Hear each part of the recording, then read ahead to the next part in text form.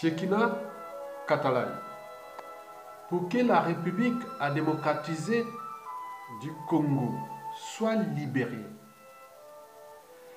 de l'occupation rwandaise, il faut appliquer ces trois règles universelles et immuables.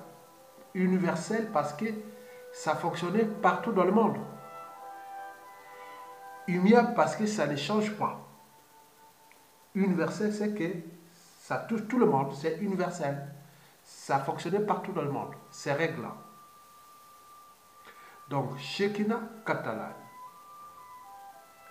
Pour que ta République à démocratiser du Congo soit libérée de l'occupation rwandaise, il faut appliquer ces trois règles universelles et immuables. La première règle, un dictateur africain n'organise pas une élection présidentielle pour la perdre. Jamais de la vie. Par conséquent, le hold-up électoral est donc consommable avec la Kabylie à partir du 23 décembre 2018. Les candidats union de l'opposition ou pas, ce n'est que de la diversion. Vous êtes entouré de collabos, ils font leur jeu. Il y a des alliances de pouvoir entre eux. Donc pour que vous puissiez s'affranchir du hold-up électoral, vous devez comprendre qu'un dictateur africain n'organise pas une élection présidentielle pour la perdre. Et pourquoi? Parce que quelque part, nous, en tant qu'Africains, on n'a pas encore franchi certaines barrières de l'humanité et de la civilisation.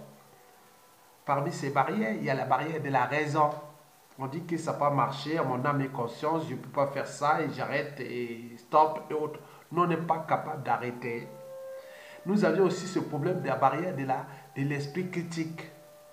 Si on dit que ça n'a pas marché ou autre, on devient l'ennemi. Alors que ici, la critique aiguise non seulement l'intelligence, mais l'éveil des consciences. Bien entendu, on est conscient de ses actes, de ses habitudes, de son comportement et de ce que ces habitudes et comportements représentent comme valeurs.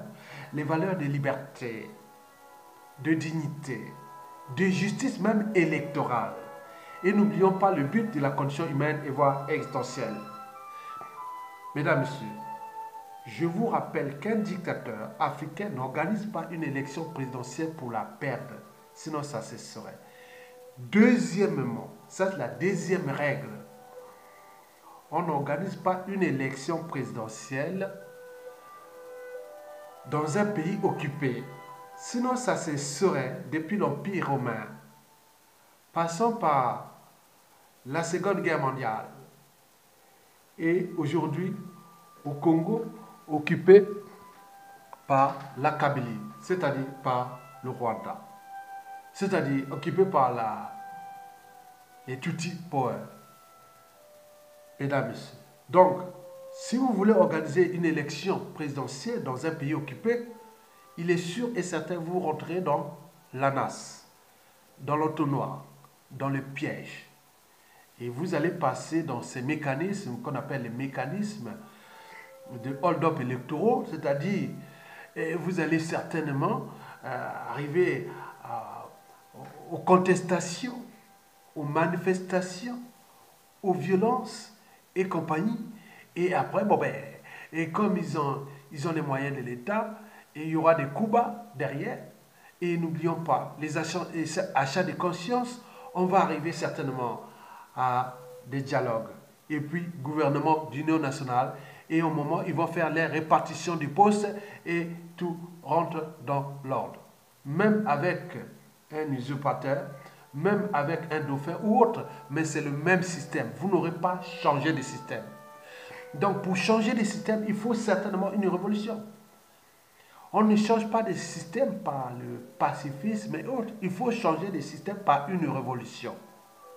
Il faut que ça change. Révolution égale rêve plus évolution. Donc, vous rêvez de changer de système, mais cette évolution ne peut que faire par la troisième règle. La troisième règle est la suivante. Un dictateur n'a pas de concurrent à sa taille tant que le peuple ne relève pas le défi. Ici, le défi est insurrectionnel, soulèvement populaire. Point barre. Il faut se soulever. Bougez-vous les culs, c'est tout. Excusez-moi du terme. À défaut, la dictature et l'occupation sous multiples formes continueront sans problème. Et vous verrez que du feu. Vous allez faire, c'est rien à bouger. Donc, il s'agit bien sûr d'une répartition des postes et des privilèges et autres, ils se font entre eux. Mais pour les gens qui vivent ensemble, de l'intérêt général, de l'intérêt de votre pays, ils s'en foutent complètement. Ce n'est pas leur problème. Leur problème, c'est des postes de responsabilité et qui sont des responsabilités simplement pour avoir un train de vie. Avoir un train de vie. Avoir une retraite dorée. Et pour assumer avec leurs enfants, parce qu'ils ont fait quand même beaucoup d'enfants, ces gens-là. Et donc, les femmes et maîtresses, donc ils ont besoin de l'argent. Il s'agit bien sûr d'une prédation. Il s'agit bien sûr du parasitisme. Comment être là toujours en train de s'accaparer des deniers publics? Donc, la République démocratique du Congo compte 90 millions d'habitants. Et il y a plus de 18 millions à Kinshasa.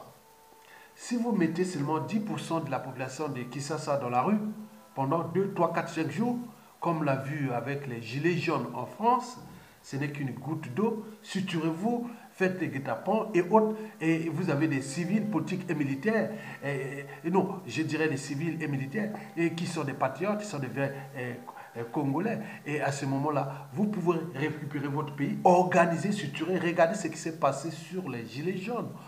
En France, mettez des points de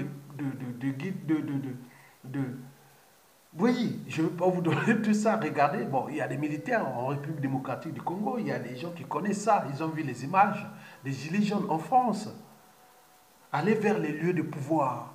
Ne manifestez pas dans les quartiers populaires. Venez vers Gombe, jusqu'au palais. Pendant 2, 4, 5 jours, ça code. Et je suis sûr et certain, ils vont céder. Parce que le peuple a le dernier mot et les derniers jugements. Parce qu'un peuple qui ne sait que d'obéir et perd sa notion de peuple, le disait déjà pendant l'esclavage Jean-Jacques Rousseau au XVIIIe siècle.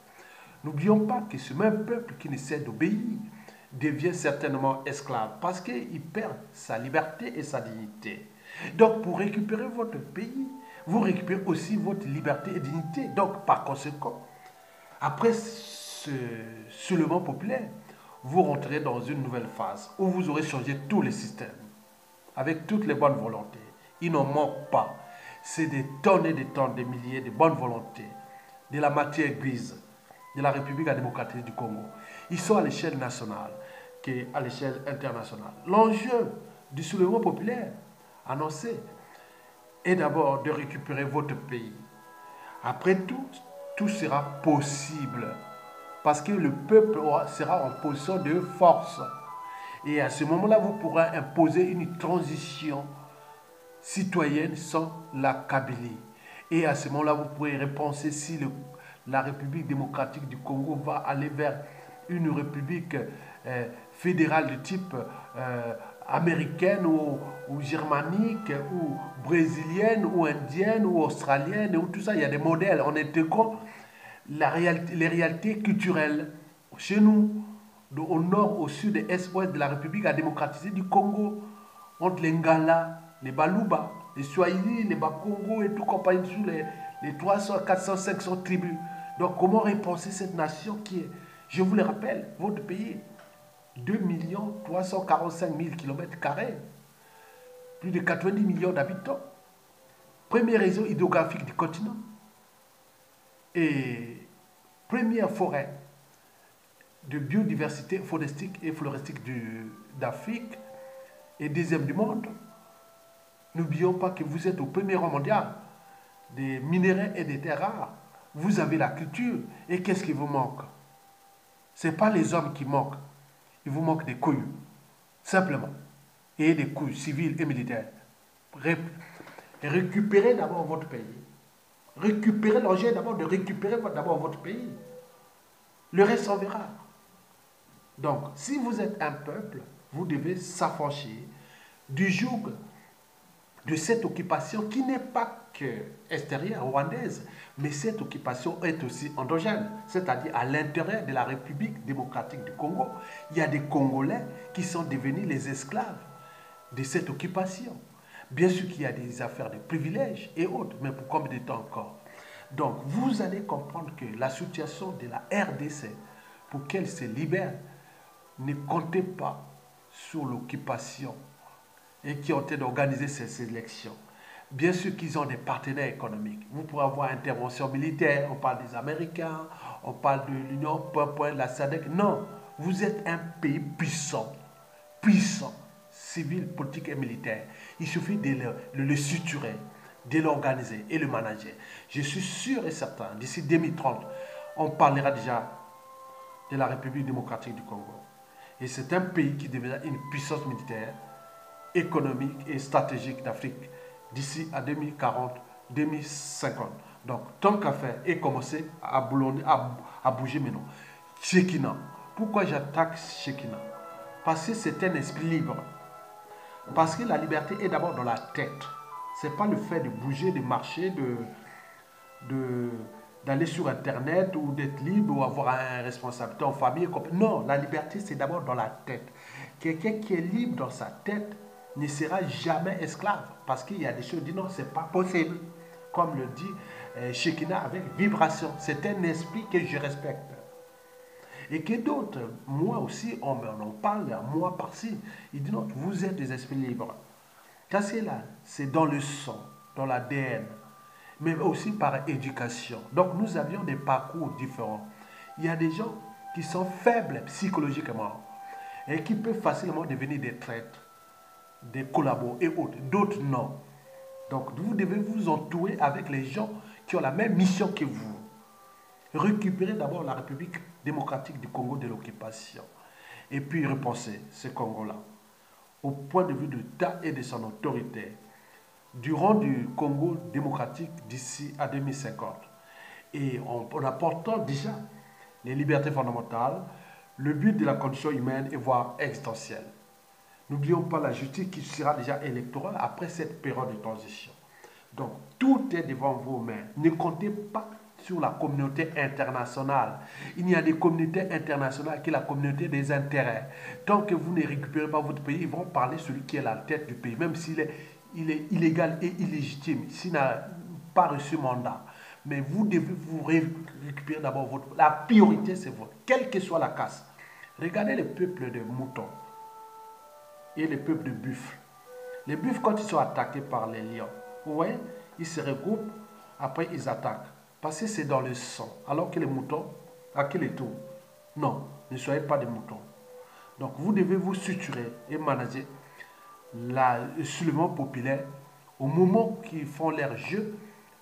Ça ne dépend pas de ces gotas, de ces gens-là. Ils n'ont jamais été élus.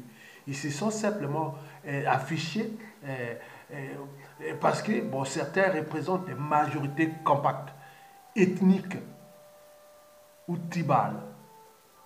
Et d'autres, il n'y a pas de courant de pensée là. Rien du tout. Il y a des Katangais, il y a des Baluba, il y a les Ngala, les Bakongo et tout ça, les Téké, tout ça mélangé. Non, il n'y a aucun courant de pensée là. Donc par conséquent, pour repenser les courants de pensée, il faut d'abord passer par cette période de transition qui va réformer d'abord les institutions, repenser le mode d'accession au pouvoir, qu'il soit politique et économique. Donc, vous devez tout repenser, tout est possible. Donc, arrêtez de se faire enfermer par ces... Donc, diviser ce pays entre l'occupation et ces gens qui veulent organiser leur élection avec l'occupation et le peuple qui veut un soulèvement populaire pour récupérer le pays en vue de changer le système. Tant qu'à faire.